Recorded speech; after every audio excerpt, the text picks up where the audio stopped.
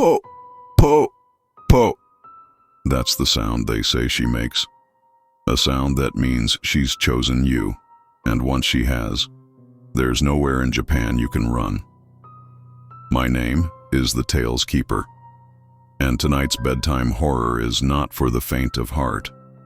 Don't forget to subscribe to the channel and hit the notification bell so you don't miss a horror story. Now, put on your headphones, because you're about to meet her, and she's already taller than the door you're sitting beside. I was 12 the summer my parents sent me to my grandparents' house in the countryside. It was one of those quiet little villages with rice fields stretching for miles, cicadas buzzing in the heat, and mountains that looked like they'd been there since the beginning of time. One afternoon, I was playing near the edge of their garden when I heard it. Po, po, po. Like someone softly knocking on wood from far away. I looked toward the stone wall that bordered the yard, and I saw her. She was a woman. No, more like a shadow of a woman, dressed in a white sundress, a wide, old-fashioned hat covering most of her face. But what I noticed most was how tall she was, easily taller than the garden wall. Taller than any person had a right to be. She just stood there, watching me, not moving. And then she vanished behind the wall. That evening, my grandmother asked me why I was so quiet at dinner. I told her about the tall woman. Her chopsticks froze in midair. She put them down, looked at my grandfather, and he just nodded grimly. "Don't go outside tomorrow," she said. Not even for a moment. I thought she was joking, but she wasn't smiling. That night I overheard them talking in the kitchen. Grandmother whispered a name I'd never heard before. Hachishakusama, 8 feet tall. She said the woman roams the countryside looking for children.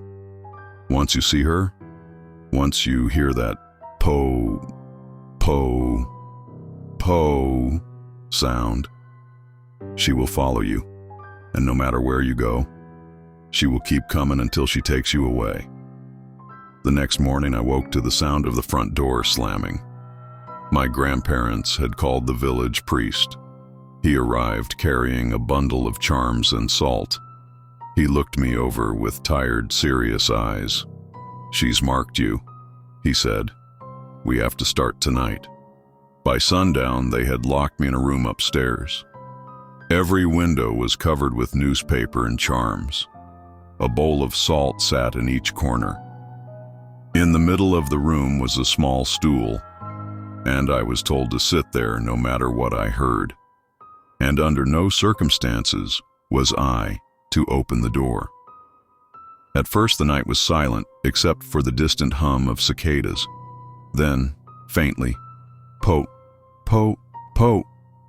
It was outside, circling the house. The sound moved from one side of the room to the other. Slowly, deliberately. At one point it was right under the window. Then, knocking.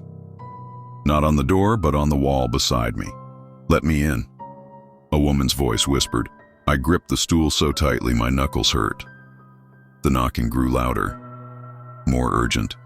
Then, silence.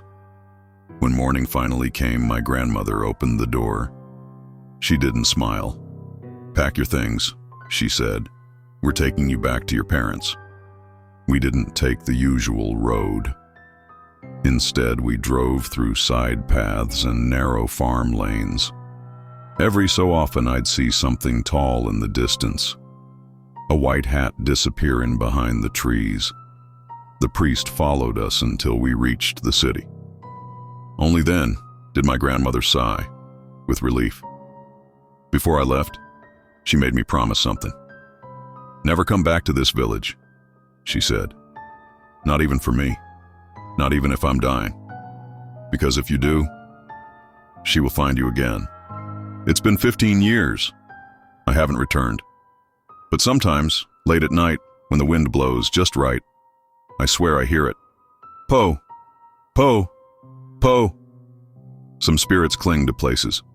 Some cling to people.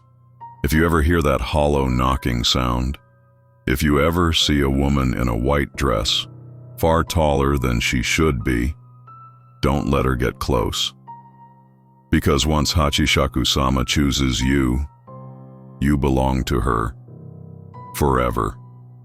Sleep well, if you can.